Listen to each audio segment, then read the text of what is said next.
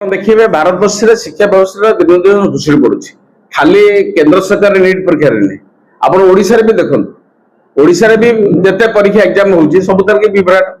high court भी order दूसरी तुम कैंसिल कर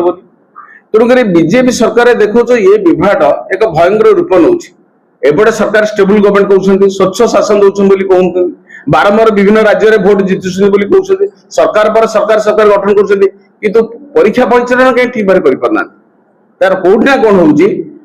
ये दल भितर सरकार भितर ही लोक मैंने से ही समस्त विभ्राट सृष्टि कर शिक्षा व्यवस्था को ध्वंस कर डेलीबरेटली तो उत्तरदायित्व निश्चित भाव सरकार नवा उचित सरकार नेबे एवं राज्यवासी देशवासी निश्चित भाव में यार उत्तर देवे सरकार विरोध में